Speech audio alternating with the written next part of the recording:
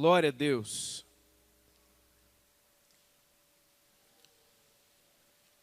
Queria pedir a você pegar a sua Bíblia na sua mão.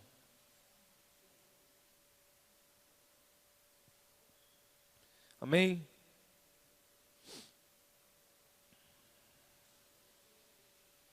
Glória a Deus. Pega a sua Bíblia na sua mão.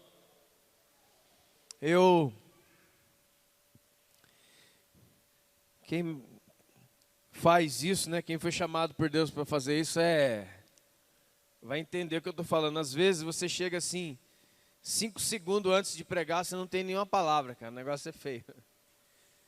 Não ter nenhuma palavra não é não saber o que pregar, não, mas é aquela que Deus fala, é essa aqui, você vai falar isso. Né? E chegando aqui agora e vendo muitas pessoas diferentes aqui hoje, pessoas novas, com as quais eu quero receber você em nome de Jesus. Seja bem-vindo hoje. Que Deus fale muito com você. Eu fiquei ali, Senhor, o que eu vou falar, né?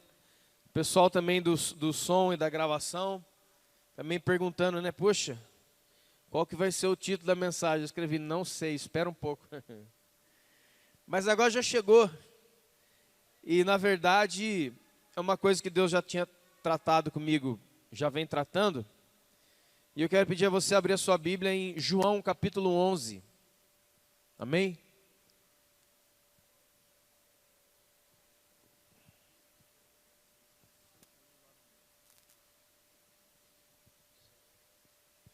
João 11.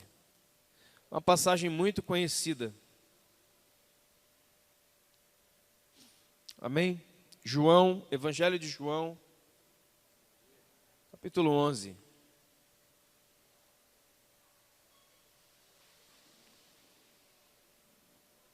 João 11.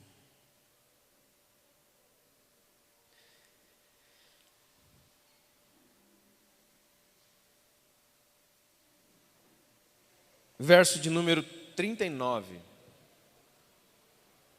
Verso 39.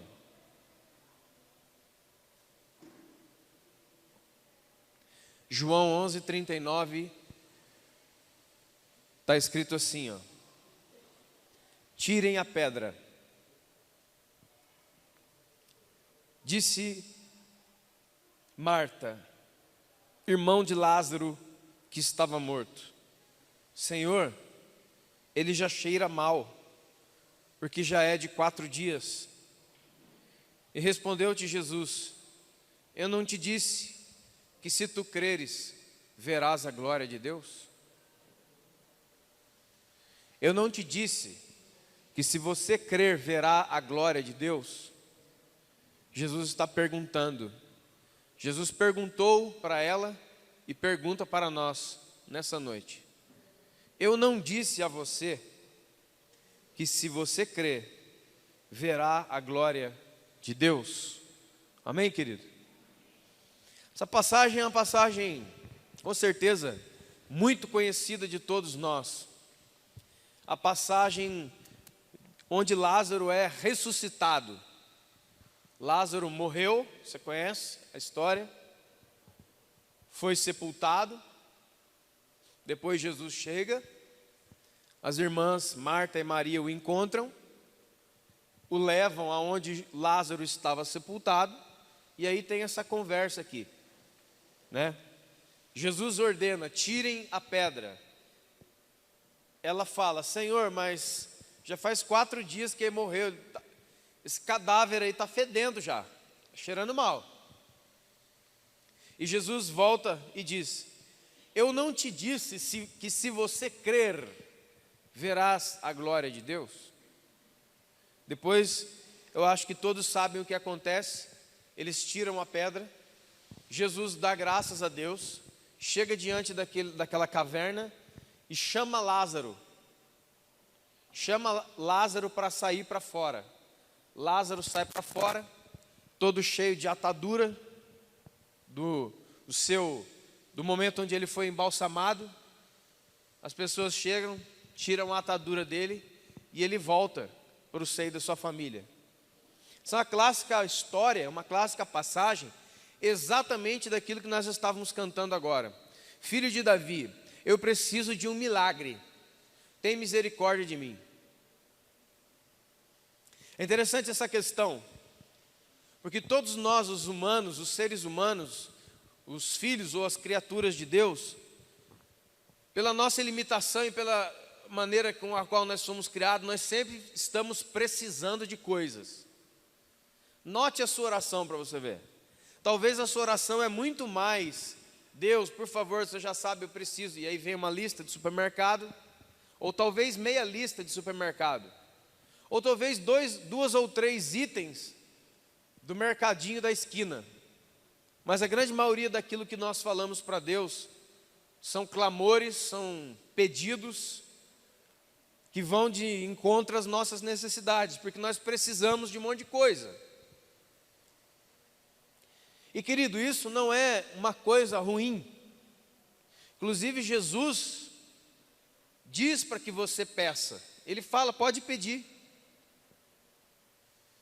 Agora, se Ele vai conceder o que nós pedimos é uma outra história. Mas Ele quer ouvir o nosso pedido. Inclusive, como eu já falei aqui, é engraçado ouvir Jesus falando isso, porque Ele fala assim, ó, o Pai que está no céu, Ele já sabe tudo o que você precisa antes que você peça. Então Jesus revela para você e para mim a seguinte coisa, o Pai, Ele sabe todas as suas necessidades. Não existe nenhuma coisa da sua e da minha vida que esteja fora do alcance da visão de Jesus. O Pai sabe todas as nossas necessidades antes que nós venhamos pedir.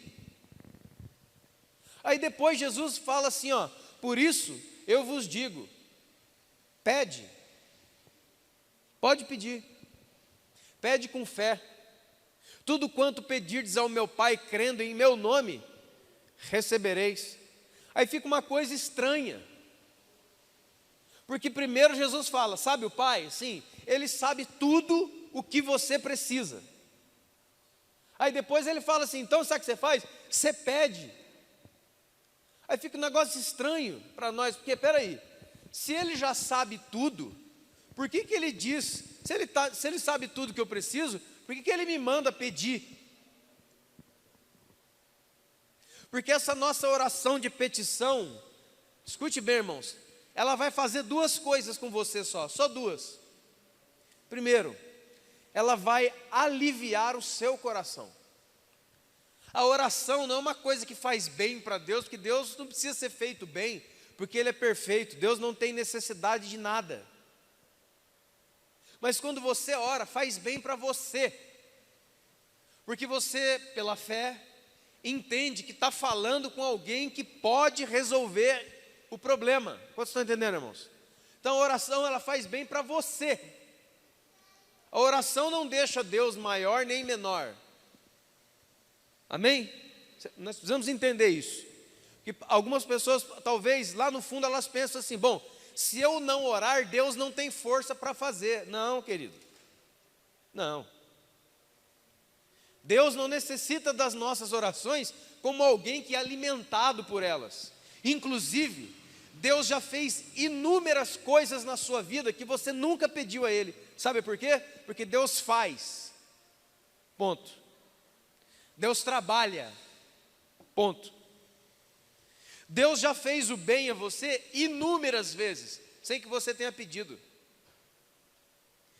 Mas quando nós pedimos, uma segunda coisa acontece. Primeiro, ela faz bem para nós. Ela limpa o nosso coração, ela desentulha a nossa mente. Você está entendendo? E ela faz uma outra coisa. Embora, preste atenção, embora Deus saiba as nossas necessidades antes que nós venhamos pedir, talvez você não saiba qual é a sua necessidade.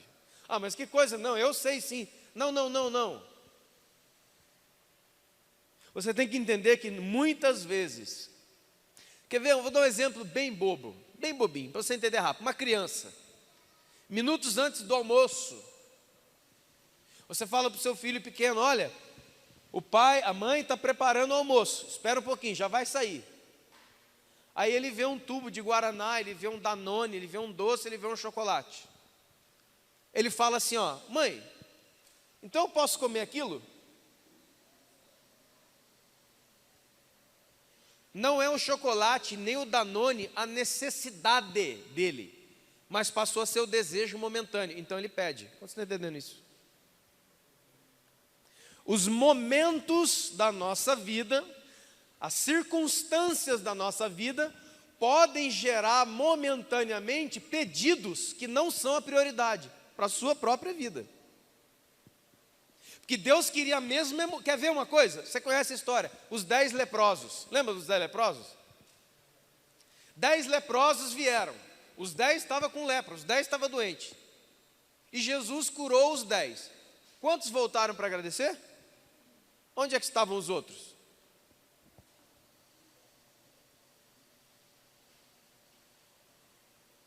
Jesus ali curou muito mais do que a lepra. Porque um monte de gente, escute isso, irmão, em nome de Jesus. Você tem que entender, por favor, nós precisamos entender que a razão dos milagres são muito maiores do que do que mudar a circunstância pela qual você chora. Escute bem, em nome de Jesus. Todos os 10 foram curados, beleza, mas só um voltou para ter relação com Jesus. E Jesus falou para ele: você está salvo. Os outros estão curados. Quantos estão entendendo, irmãos, o que eu estou dizendo? Nós precisamos entender as razões por trás do milagre. O cego Bartimeu: Jesus, filho de Davi, tem misericórdia de mim. Ele foi curado e a Bíblia diz que ele seguia Jesus pelo caminho. Antes ele estava à beira do caminho, e agora ele vê Jesus, reconhece Jesus e segue Jesus. Se um milagre você e eu recebemos, se uma bênção de Deus você recebe, mas isso não altera a sua consciência, fica ele só, é pequeno. Quantos estão entendendo o que eu estou dizendo? E eu te digo em nome de Jesus, que o que Deus quer com milagres, não é mudar a sua circunstância somente, mas é trazer você para perto dele eternamente. Amém? Então todo mundo foi curado, mas um voltou e ficou com Jesus, ele foi salvo. Agora olha isso aqui é fantástico esse texto.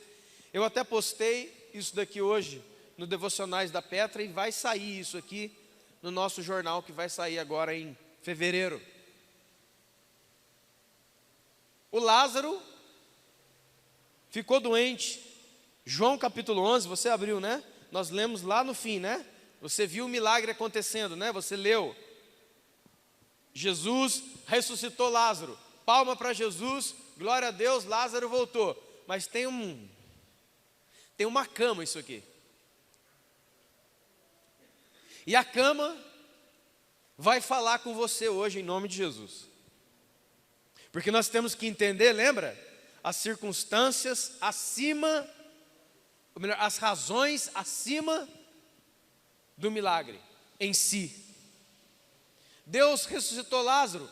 Sim. Mas ele também promoveu um tratamento espiritual tremendo na vida das pessoas. Eu quero mostrar isso para você. João capítulo 11, versículo de número 1. Acompanha comigo o texto, por favor.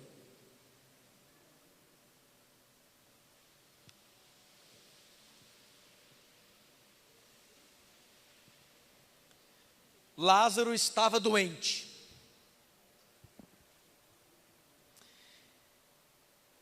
E Maria e Marta eram suas irmãs. Eles estavam em Betânia. Então aqui tem um fato. Que fato? Lázaro estava doente. As suas irmãs foram ajudá-lo em Betânia. Betânia era onde eles moravam. Certo? Esta Maria, cujo irmão Lázaro estava doente, enfermo, era a mesma que ungiu com o bálsamo o Senhor e enxugou os seus pés com os seus cabelos. Veja, irmão, em nome de Jesus, olha, preste atenção, como a palavra de Deus ela é maravilhosa. Ela não vai falando assim, ó, sabe, um dia teve um Lázaro, ele estava doente e depois morreu, Jesus apareceu e curou ele. Não, ele mostra toda a raiz da história, para que o milagre seja muito maior do que ele realmente é. Escute bem, Lázaro morava em Betânia, Lázaro estava em Betânia, Lázaro ficou doente, suas irmãs chegaram, suas irmãs eram Marta e Maria. Maria não era qualquer Maria, era aquela Maria que ungiu os pés de Jesus, olha, não é qualquer uma, hein? E enxugou os pés de Jesus com os seus cabelos, não é qualquer pessoa. Quantos estão entendendo, irmão? Preste bem atenção. Verso 3. Elas mandaram uma pessoa dizer a Jesus, o irmão doente em casa. O irmão doente em casa. Uma das irmãs já tinha tocado Jesus poderosamente. Já tinha sido do agrado de Jesus. Ela ungiu Jesus. Ela beijou os seus pés. Ela chorou sobre os seus pés. E se não fosse pouco, ainda pegou o seu cabelo e enxugou. Essa família de Lázaro aqui não era qualquer família da Bíblia. Era uma família que já era ligada a Jesus por um monte de coisa. Depois aqui no texto você vai ver que Jesus, chora por causa quando ele escuta que Lázaro morreu e etc e tal. Mas veja só, mandaram as irmãs dizer uma coisa a Jesus. Olha o recado, ó. Jesus estava longe. Jesus estava longe de Betânia. Mandaram um mensageiro lá, procura Jesus e diz para ele o seguinte, ó. Não diz assim não, olha, é você que é Jesus? Sou eu mesmo. Então, sabe o Lázaro, aquele seu amigo? Ah, sei. Então, o pessoal pediu para o senhor ir lá orar por ele, porque ele está meio doente, tá bom? Tem como o senhor ir? Lê o que está escrito aí.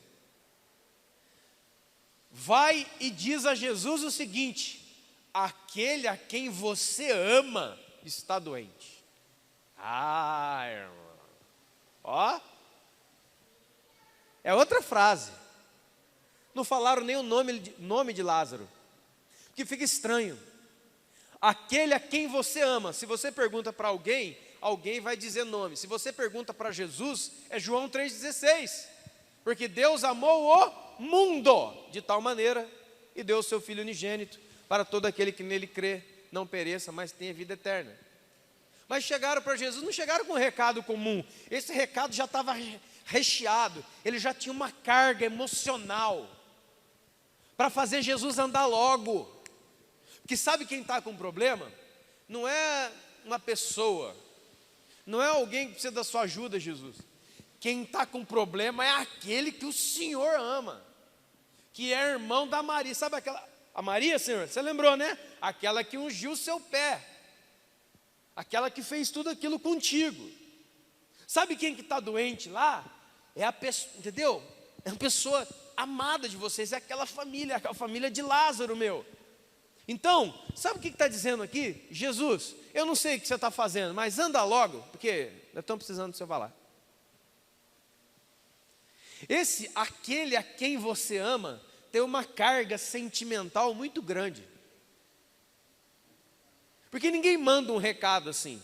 Você manda um recado com o nome, olha, o Denis quebrou o carro dele lá, o Diego, dá para você ir lá, ajudar, colocar alguma coisa? É assim que se manda o recado, ó. Você geralmente conta o problema. Não,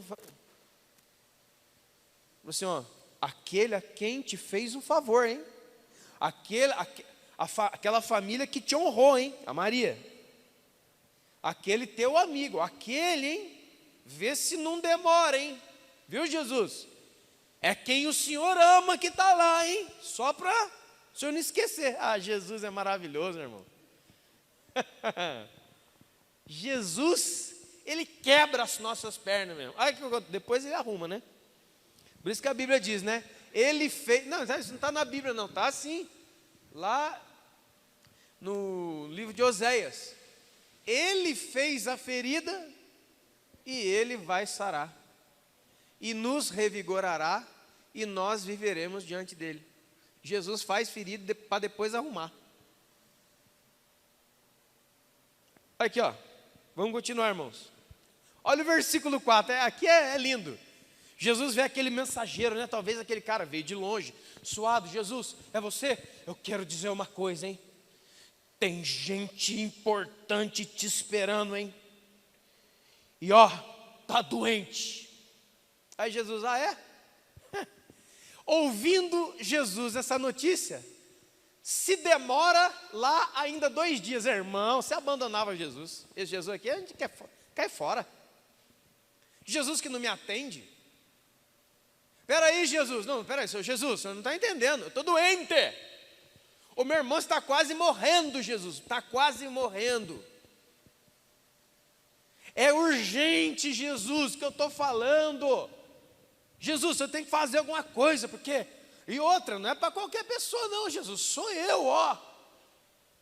O líder da igreja. Eu já vi muitas dessas orações. É interessante. Quando você vai muitas vezes orar no monte com os malucos, em uns lugares que você vai, você escuta isso. Senhor, se eu sou o teu servo, o Senhor faz isso. Jesus deve ficar assim, ó.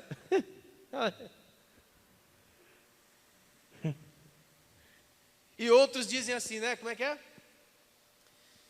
Quer fazer prova com umas coisas. Essa Maria e Marta tentaram fazer isso com Jesus.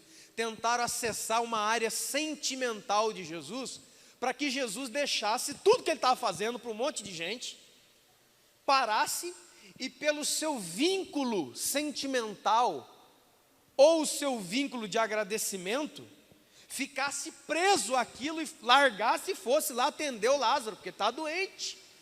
O Lázaro está quase morrendo. O Lázaro está na UTI, gente. Como está na UTI, meu Deus do céu? O Lázaro não está andando na rua, não, meu pastor, eu vim aqui trazer a notícia. Pode falar, meu irmão, sabe aquele,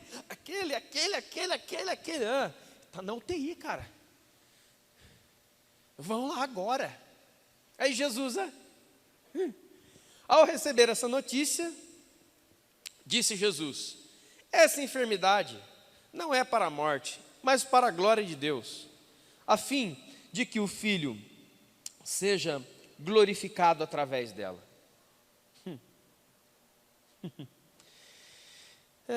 Versículo 6. Quando soube que Lázaro estava doente, ainda se demorou 2 dias no lugar que estava. Irmão, quando você sabe de uma notícia urgente, onde você está sendo chamado para atuar, e você, após receber a informação, se demora 2 dias num lugar, você fez isso de propósito. Eles tentaram acessar Jesus com ganchos que nós usamos uns com os outros.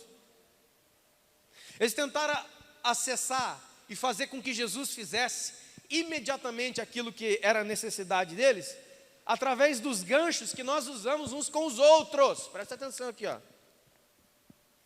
Que quando chega um pedido, quem está falando isso? Quem está pedindo é a mãe. É a mãe. Quer atender agora. Quem está pedindo, entendeu? É o pai. Quem está pedindo é aquele irmão prestativo. Nossa, é o irmão prestativo. Nós temos que largar o que nós estamos fazendo agora. Que aquele irmão que sempre fica na porta, que agora ele está precisando. Então nós temos que largar o que... Não importa. Você está entendendo, irmãos? Jesus não dá a mínima para isso. Por isso que Jesus é maravilhoso. Tentar acessar ele, pegar... não vou não. Mas Jesus é aquele que você ama, entendeu? Acho que você não entendeu. Não, já entendi. É o irmão da Marta, da Maria. Sabe aquela Maria que te fez aquele negócio? Não vou não.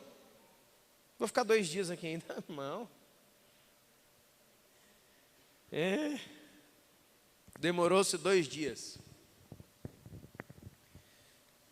Qual seria, ou qual tem sido, as suas emergências, as suas áreas de milagre aí, ó? Se é que você tem clamado por alguma coisa, Eu acho que isso aqui já aconteceu com todo mundo que está aqui. Jesus, muitas vezes, não age imediatamente quando você pede. Quantos já passaram por isso? Pode levantar a mãozinha, todo mundo. A não ser que você seja o próprio Jesus, está aqui no nosso meio em carne, eu não sabia, Senhor, me salva. Não, né? Então. Mas, as nossas orações, irmãos, eu creio que Deus tem senso de humor. Tem que ter. Porque as nossas orações são as coisas mais estranhas, mais, né? Senhor, aí começa a orar, né? Senhor, aí você começa a explicar o problema para Jesus. É interessante isso aí. Senhor, então, deixa eu te dizer, meu Pai, em nome de Jesus, deixa eu te dizer, Senhor. Então, aí você explica o problema para Jesus, né? E também fala da maneira que ele deve agir, quando, de que maneira. E que hora também. Aí depois que você explicou tudo para Jesus, mostrou para ele o que ele não sabe,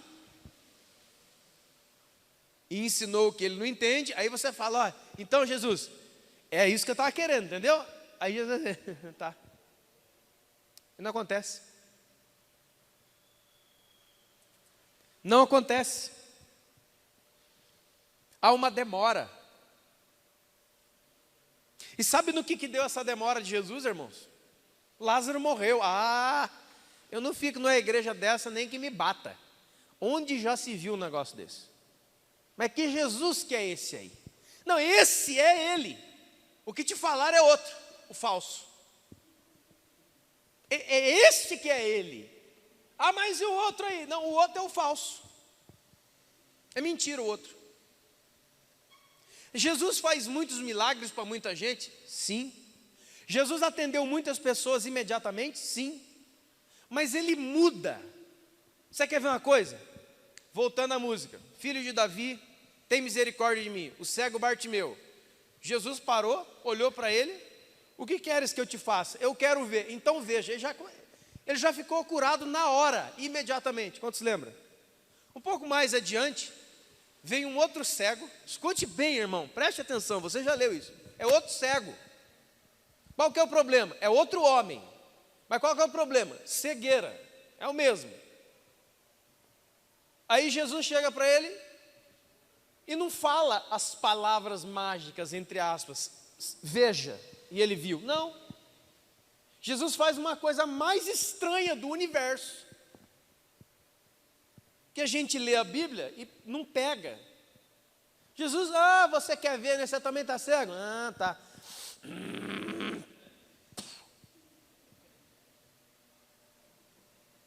Ai, está amarrado, pastor, está amarrado na sua cabeça, seu louco. Está escrito na Bíblia isso. Jesus cospe no chão. Irmão, sinceramente, como que você se... Não, fala a verdade, como que você se sente quando uma pessoa está na sua frente, você tem uma necessidade gigantesca, porque você é cego, você quer ver, você fala, você conta o seu problema à pessoa, a pessoa só aqui, ó. Dá uma cuspida no chão. Ainda bem que ele não viu, porque ele era cego. Mas quem está do lado, o que pensou? O que você pensaria, irmão? Vem aqui agora, quem quer receber oração nessa noite de milagre, de poder, vem aqui. Aí vem aquela galera, vem esperando o milagre, vem querendo ser tocado. Aí vem aqui, por exemplo, eu, Diego, vamos lá, vamos na mão. Começa a cuspir no chão. Cara, você dá murro na gente. Você sai falando que nós somos de Satanás, essa igreja sabia.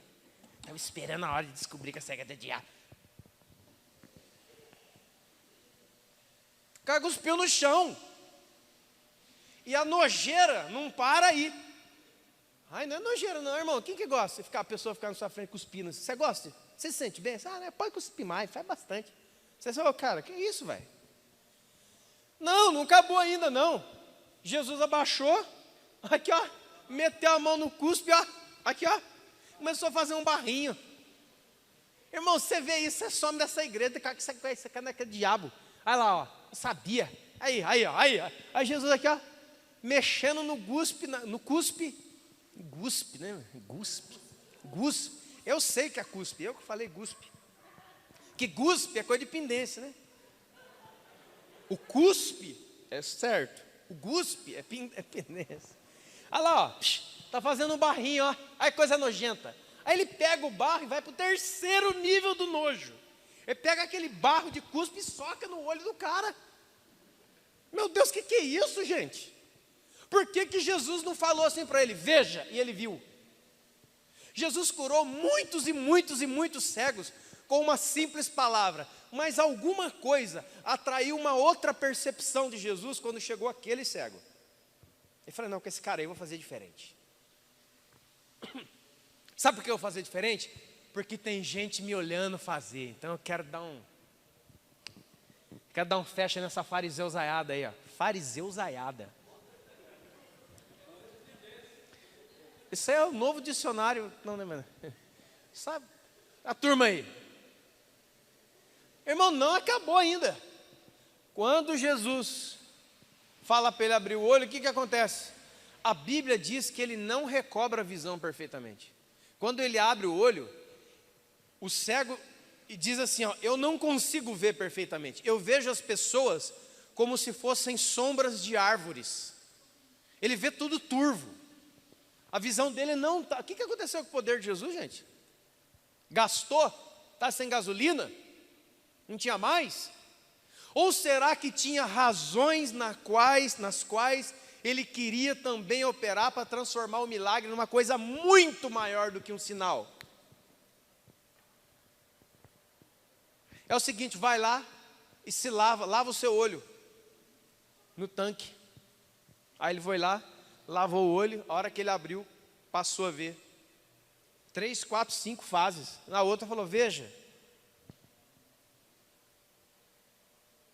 Aquela mulher que tinha uma filha a Bíblia diz, a mulher cirofenícia, uma mulher grega, que ela tinha uma filha terrivelmente endemoniada. A filha arrebentava com tudo. Ela veio das regiões da Fenícia, lá da Grécia, lá de cima, lá depois você olha no mapa. Ela veio de longe. Ela veio atrás da fama de Jesus como o Messias e aquele a quem podia curar. Mulher viajou, porque ela tinha uma fé, na hora que eu encontrar Jesus, ele vai resolver o meu problema, você quer ver?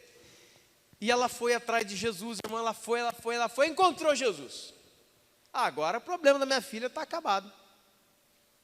Aí Jesus estava ali com os discípulos, ela começou a gritar, mestre, Jesus, Senhor, por favor, tem misericórdia de mim, a minha filha está terrivelmente endemoniada. Sabe o que a Bíblia diz? A Jesus aqui, ó.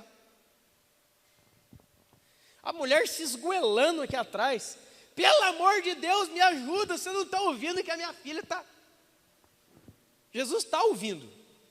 A pergunta é, por que ele não para falar com essa mulher? Por que a mulher com fluxo de sangue só tocou na beira das vestes dele, já foi curado, já levantou, e ele perguntou, quem me tocou foi eu, sua fé te salvou.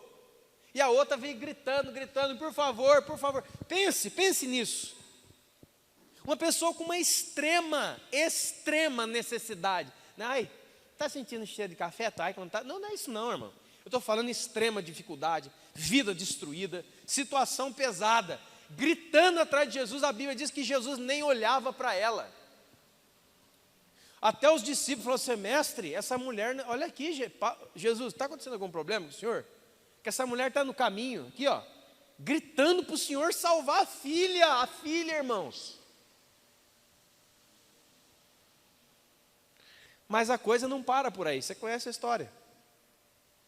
Aí Jesus, tá bom, vou falar com ela, vira. Aí você pensa que a história vai ficar boa. Escuta isso aqui, ó. O que você quer?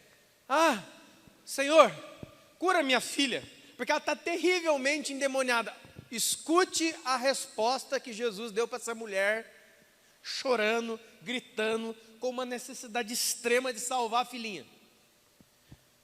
Então, não é bom tirar o pão dos filhos e dar para os cachorros. Isso é Jesus. Mas esse Jesus, nós não queremos nada com ele, não é que é o outro, Jesus Papai Noel. Já vem com um saco dando presente para todo mundo. dando presente para todo mundo, não, dando presente só para um e os outros ficam sem nada. Porque esse Jesus está mais parecido com esse negócio. E Jesus chama a mulher de cachorro. Que coisa, meu Deus do céu, que coisa, mas isso não está na Bíblia não, está sim senhor, você já leu. O que Jesus estava tentando, meu Deus, naquela mulher? Porque ela era uma mulher de origem grega, e a Grécia, uma coisa só, isso aqui é uma coisa muito profunda. Ela é uma mulher de origem grega, e a Grécia é o berço ocidental de toda a sabedoria. Todos os filósofos, todos os pensadores do mundo eram gregos, e aquela mulher chegou. Quando Jesus olhou para ela, não viu somente o pedido dela, que para ela era uma urgência, ou seja, libertar a sua filha. Jesus viu aquela mulher de uma maneira completa. Jesus viu todas as áreas da vida dela. Falou: essa mulher tem um problema de orgulho.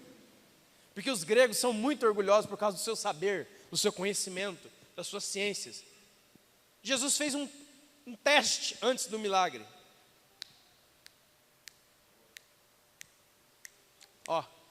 Jesus testou o seu coração antes do milagre,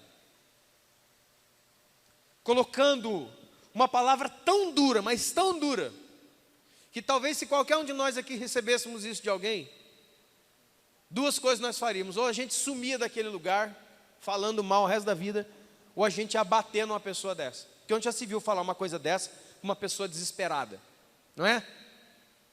Sabe qual foi a resposta da mulher?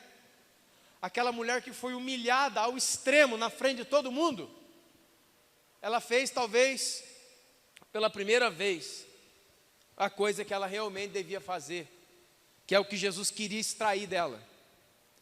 Derrubou todo o seu orgulho, derrubou toda a sua reputação por ter sido chamado de cachorro, de cachorra, e falou: não, mas até os cachorros comem das migalhas que caem da mesa do seu dono. Jesus falou: passou no teste. Onde é que está sua filha? Está lá em casa, pode ir que já está curado.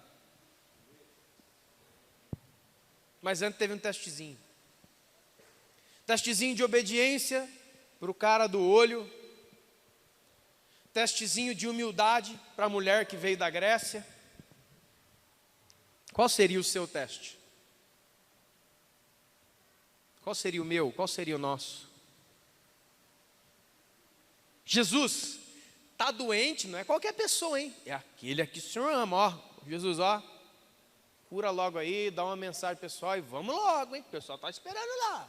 A família de Lázaro inteira está lá, já está esperando o Senhor. O pessoal está olhando no relógio, não tem relógio naquela época, né, mano? Não é esse. O pessoal já está olhando, olha aí, olha Jesus. Mas que homem que é esse? Que homem de Deus que é esse que não chega no horário? Não chegou na hora, 2 dias para chegar no horário. Que homem de Deus que é esse? Diante de uma situação terrível que nem essa, olha aí o meu irmão, uma febre, doente, vai morrer. Cadê esse Jesus? Cadê esse Jesus? Que de propósito, depois de uma notícia, se demora ainda 2 dias num lugar. E quando se locomove, já encontra Lázaro morto. E aqui é o segundo ponto da nossa conversa, por favor. João 11.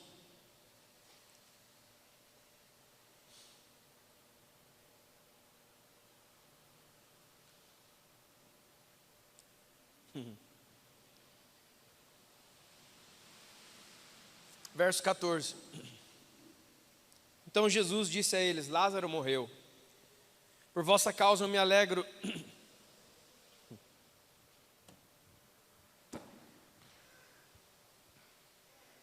Leia o versículo 15. Por vossa causa eu me alegro de que eu não estava lá.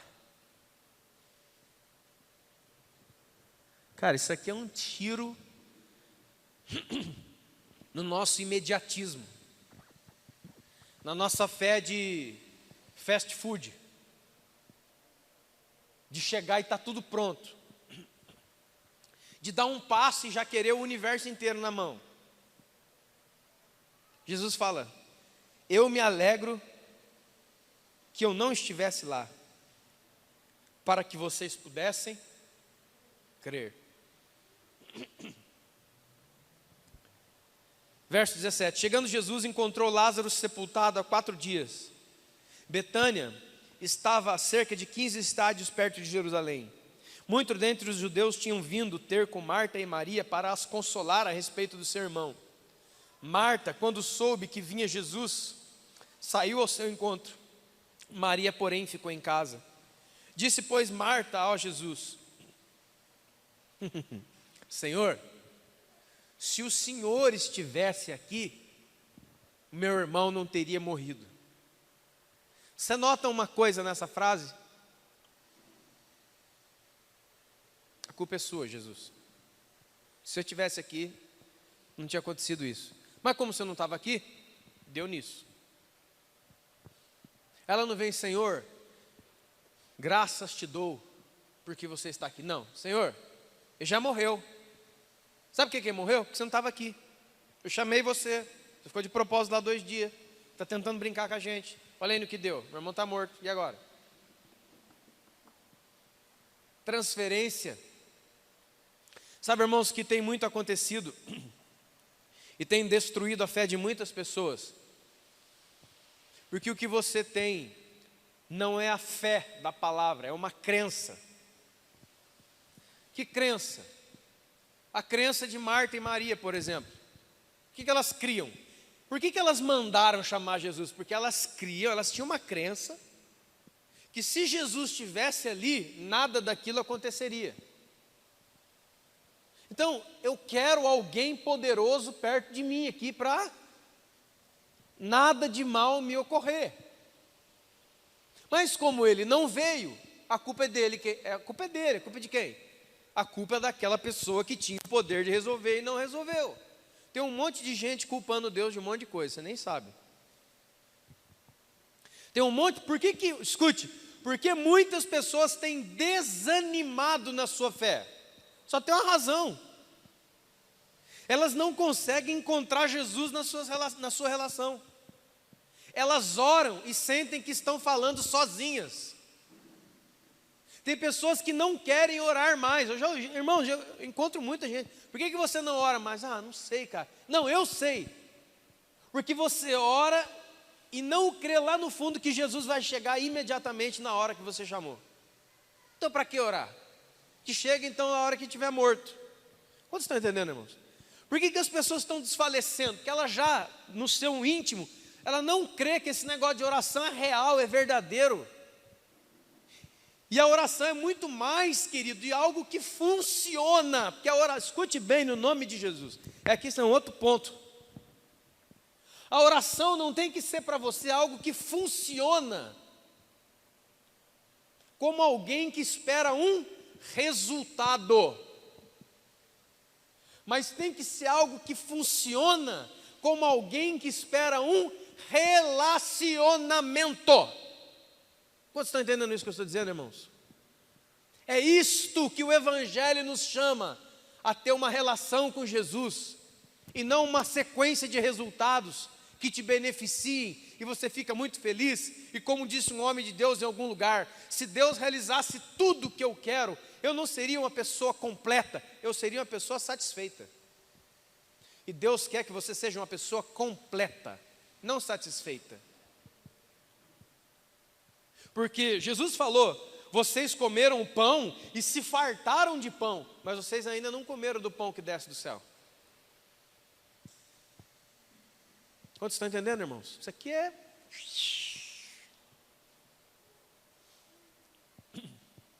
E continua. Aí ela tenta dar um conserto. E tem hora, irmãos, escute bem.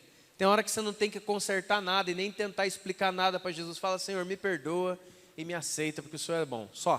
Fala mais nada não. A Maria, a Marta, ó. Ah, mas eu sei que mesmo agora, se você pedir a Deus, Ele te considerar o que você pedir. E Jesus falou, claro, o seu irmão vai ressurgir. E ela falou, eu sei que ele há de ressurgir na ressurreição do último dia. Jesus falou, não, Eu sou a ressurreição e a vida, quem crê em mim, ainda que morra, viverá. Ele não vai vir no último dia, não, eu estou falando do agora. Agora? Olha, irmão, que parece que ela tem fé, mas ela dá uma escorregada tão gigante que cai sentada no chão. Olha bem para você ver, ó. Primeiro ela começa, ó. O meu irmão morreu porque você não estava aqui. Se estivesse aqui, não tinha morrido. Mas olha só, mas eu creio que aquilo que você pedir ao seu pai, ele te dá. Preste atenção. Eu creio que aquilo que você pedir ao seu pai, ele te dá. Aí Jesus fala, é verdade, o seu irmão vai ressuscitar. Ela, eu sei que ele vai ressuscitar no último dia. Olha aqui, ó. Você está percebendo a contradição aqui? Eu creio que o que você pedir será feito. Então ele vai ressurgir. Ah, tá bom, no último dia ele não é no último dia, é agora. Porque eu mesmo sou essa ressurreição que muitos esperam para o último dia.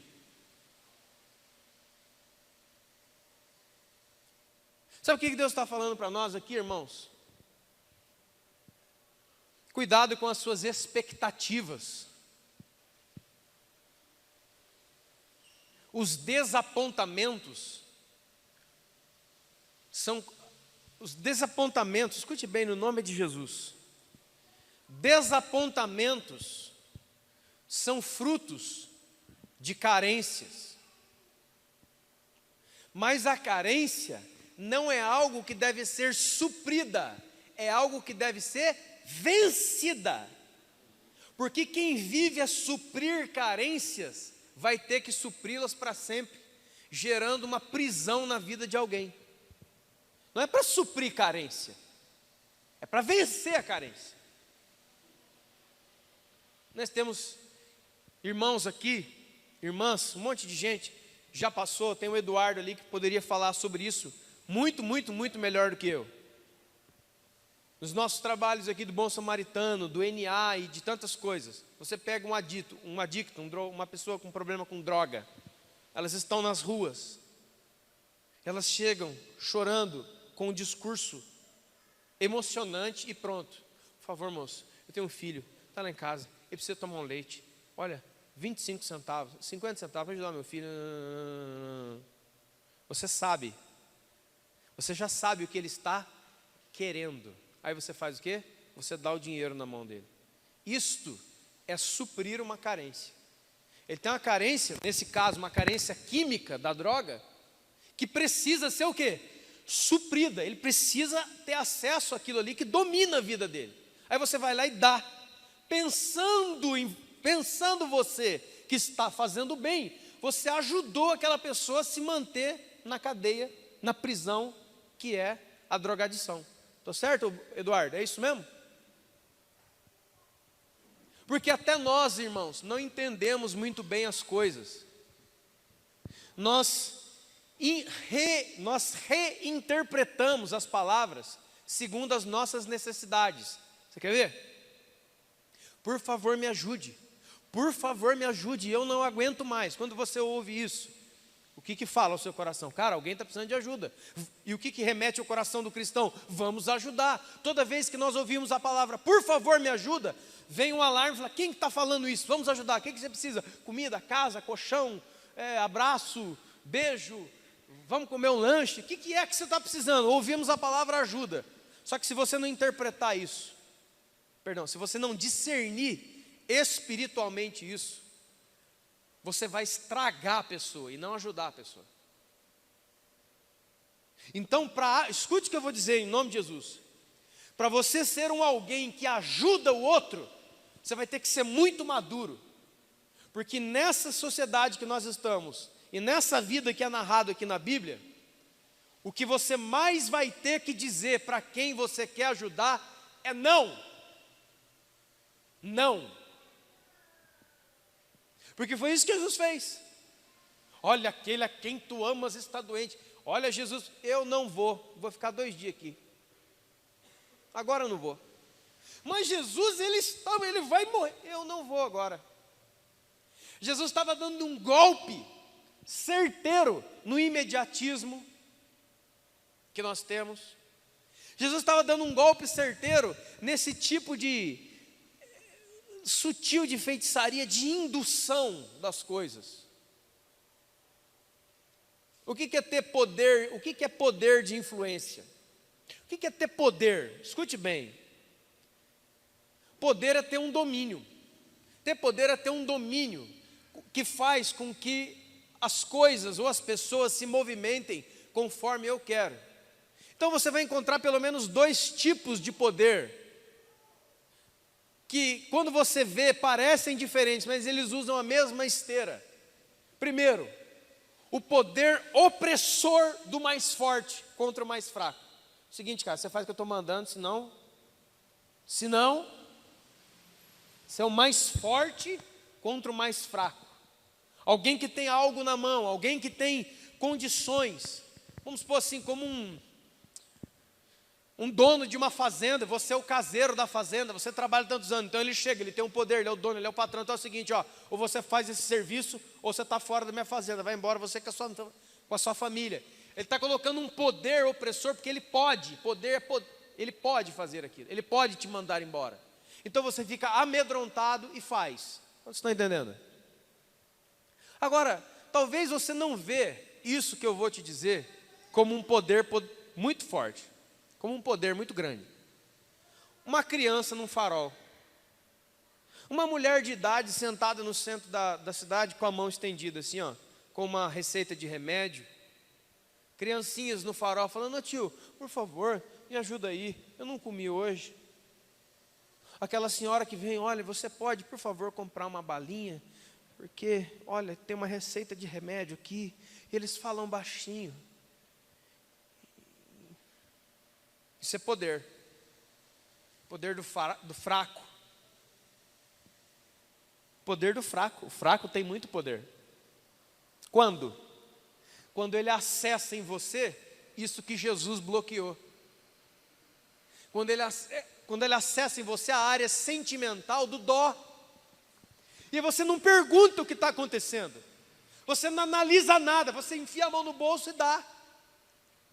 E ele vai comprar droga. Escuta bem, irmão, só um parêntese. Nem todo mundo que está na rua é vagabundo, drogado e bandido. Só quero dar esse parêntese. Mas que você precisa ter discernimento e maturidade para ajudar, você precisa. Porque senão você pensa estar ajudando, mas você está atrapalhando. Você quer ver um outro exemplo? Eu já falamos sobre isso. Famosa história de Lucas 15, o filho pródigo. O filho pródigo chegou para o pai, é o seguinte, pai, não quero mais ficar na sua casa, me dá metade da herança, aquilo que é meu. Catou aquela dinheirama, saiu, bebeu, comeu, andou com toda a mulher. Esse cara se lambuzou do mundo, cara. Virou o rei do camarote da época dele. O cara apavorou. Vida alegre, é isso aí. Até o dia que o din-din acabou. Aí estava ele lá, na beira do chiqueiro, olhando para as bolotas, para as alfarrobas, para a comida dos porcos, desejando comer até a comida do porco. Aí a Bíblia diz, e ele caindo em si, se lembrou que na casa do pai dele, até o empregado vivia melhor que ele. Lembrou que tinha pai, que tinha casa. Aonde é que caiu a ficha dele? Na beira do chiqueiro. Aí chega a gente. O pessoal do Bom Samaritano, o pessoal da igreja, o pessoal do diaconato, o pastor, sei lá, alguém chega.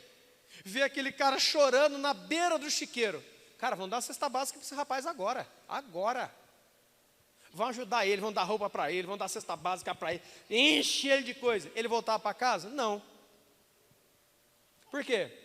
Porque lá naquele lugar de tratamento de Deus, onde Deus queria devolvê-lo para a casa do Pai, que é Deus, alguém foi lá ajudar ele. E deu um monte de coisa para ele, e ele se refortaleceu de novo. Ah, cara, acho que isso que eu vou dizer agora, isso que eu vou dizer para você agora, não é invenção na minha cabeça. São muitas e muitas e muitas vezes que eu e todos os outros irmãos aqui que trabalham no negócio de rua, já ouvimos. Essa frase aqui, ó. Ô querido, você não quer sair da rua? Ah, não quero não, pastor, tá bom aqui. Agora quem tem consciência que tem que voltar para a casa do pai, Está aí os irmãos, e tantos outros irmãos, que voltam, não somente para comer uma comida, mas para, não somente para receber um milagre daquela janta na sexta-feira, mas para receber uma consciência que tira ele dali. Que o trabalho verdadeiro de Jesus não é levar comida nas ruas, mas é enquanto leva comida à rua, tirar da pessoa a miséria, porque pobreza é social, miséria é espiritual, está dentro. Então o trabalho da igreja é arrancar o espírito da miséria, porque quando o espírito da miséria sai da pessoa, ela sai da rua, ela começa a retomar a sua dignidade de gente, e não somente servir um jantar, pensando que nós estamos fazendo um grande trabalho, nós estamos atrapalhando muitas vezes um processo de Deus. Era o filho pródigo que ia voltar para a casa do pai agorinha, mas não vai voltar mais porque chegou a melhor comida da cidade, quentinha, a melhor roupa, o cara está às pampas de novo. Quantos já saíram daqui com tênis novo, calça nova, camisa nova, janta, o cara saiu daqui nos trincos, virou a esquina, ele vende tudo. Porque não há como fazer um bem externo para quem internamente está mal. É isso que Jesus fala, que a igreja tem que trabalhar, libertação. Quantos estão entendendo, irmãos? Até para ajudar, tem que ter um discernimento. Vai ter que engolir seco. Você vai ver gente chorando, pedindo pelo amor de Deus na sua frente, você vai falar, não. Por favor, moço, me dá um dinheiro, por favor, para mim voltar para minha casa, lá não sei não. Não. Aí alguém passa, nossa, isso aí que é ser gente de igreja? Não ajuda ninguém? Você não sabe nem que é ajuda, você é ignorante. Você que está atrapalhando as coisas aí. Ele foi a tentar acessar o poder ali que Marta e Maria tentou lançar. Olha, Jesus é aquele a quem o Senhor ama que está doente. Aquela carinha de estátua, né? Aquela carinha. Aí você olha, vou ficar aqui 2 dias. Ele morreu, Jesus, morreu. A mulher veio de longe, não vou atender não.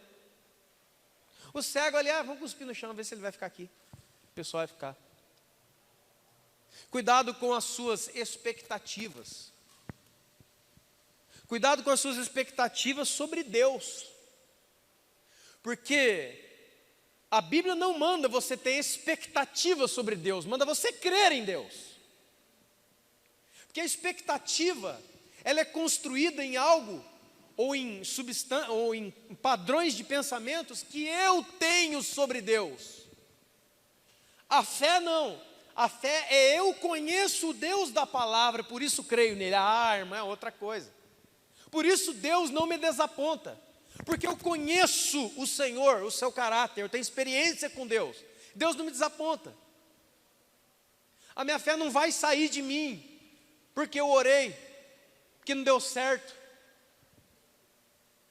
A minha fé não vai sair de mim porque roubaram a minha bicicleta, porque eu perdi meu carro, porque nós estamos sem dinheiro ou com dinheiro. Não, a fé que eu tenho em Cristo Jesus não é uma expectativa baseada no que eu penso que Deus é, mas é uma fé embasada naquilo que eu conheço que Deus é. Irmão, em nome de Jesus. Cuidado com as expectativas. Porque Marta e Maria foram cheias de expectativas, e a expectativa dela foi frustrada. Sabe o que Deus quer, irmão? Frustrar a sua expectativa. Porque as suas expectativas são baseadas no seu pensamento. Deus quer que você abandone as expectativas sobre Deus e comece a crer em Deus. Você está entendendo o que eu estou dizendo? Em nome de Jesus Cristo. Porque senão você vai cansar.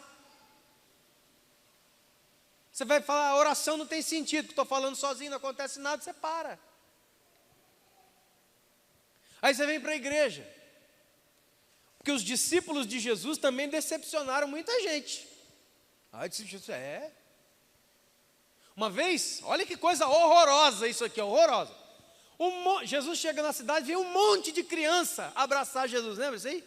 Os discípulos lá, facordinho de segurança na frente de Jesus. Não vai tocar nele não, deixa o mestre. Aí Jesus, sai da frente, deixa vir a mim as minhas crianças, porque delas é o reino de Deus.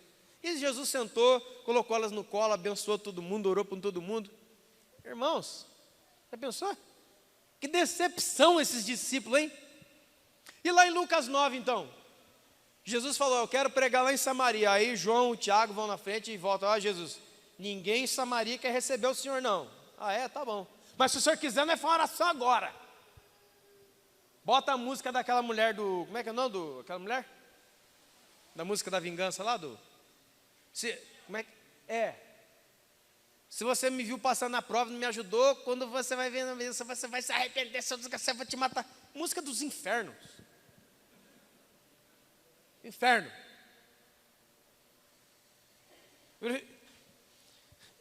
Irmão, quem não ama a sua reputação é liberto. E eu, como não tenho nada com a minha reputação, escuta isso aqui.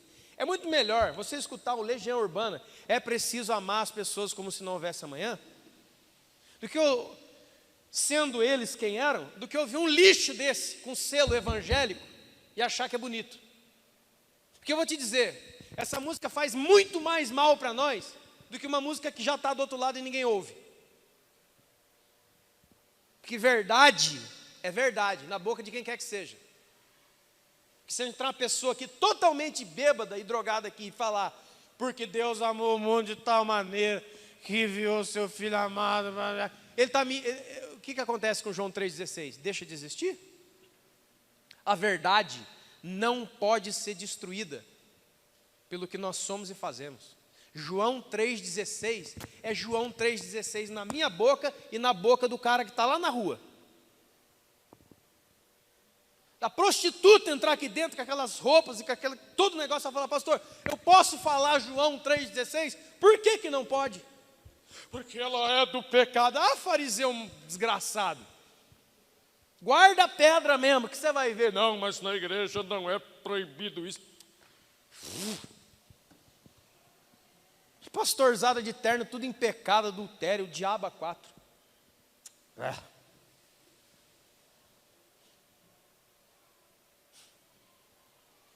Porque ela não veio botar a mão na cabeça de ninguém, dizer nada sobre ninguém. Ela veio falar João 3,16. Ela não pode? Por que ela não pode? Porque ela não é daqui. Jesus já disse, né, irmãos? Prostitutas, publicanos e cobradores de impostos entrarão no reino de Deus na frente de vocês. Irmão, quem viver e estiver lá, estiver lá, vai verá. O céu vai ter muita surpresa. Mas vai ter muita. Porque não é porque você considera ou não, e você não conhece ou não, que não é gente de Deus. Vai ter muita gente lá. E você vai procurar muita gente e não vai encontrar lá. Você achou que está garantido. Já dizia Deus através de Jeremias, diga para o povo que o templo não protege a nação. Diga que pregar aos domingos e cantar canções e botar essa cara aí, Deus vê o coração, meu irmão. Deus vê o coração. Deus quer nos livrar das expectativas que nos escravizam,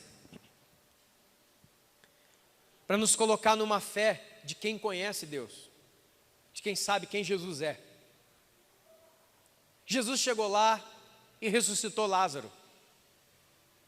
Talvez você esteja bravo ou irritado, sei lá, não sei, que Jesus ainda não entrou com providência. Sabe o que ele está fazendo? Ele está trabalhando em você uma fé melhor, se você não cair. Mantenha a sua fé, porque a fé é uma esperança. A fé é convicção daquilo que não se vê, convicção do que não se vê. Isso é fé. E é pela fé que as coisas de Deus acontecem, e não é pelas expectativas que as coisas de Deus acontecem. Tem muita gente com expectativa com a igreja. Por quê? Porque ele acha que a igreja tem que ser. Ele acha que a igreja tem que ser assim. Mas não é o que a Escritura diz sobre a igreja. Vai quebrar a cara aqui e pode andar todas as igrejas do universo. Vai quebrar a cara em todas. Porque não está andando por fé segundo o que a palavra de Deus diz que uma igreja é. Mas sim pelo que eu espero que ela fosse. Aí no final do culto não dá brigadeiro de panela. Ah, eu não vou vir mais não. Porque a igreja para mim tem que ter brigadeiro de panela. Tem igreja do Bob Esponja, sabia? Nos Estados Unidos, não estou brincando não.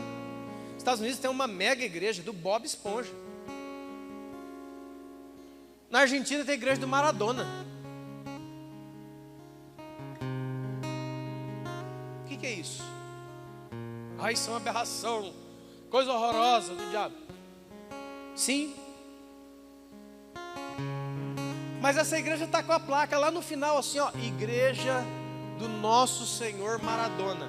Que você passa e diz, que coisa horrorosa, está amarrado, que absurdo.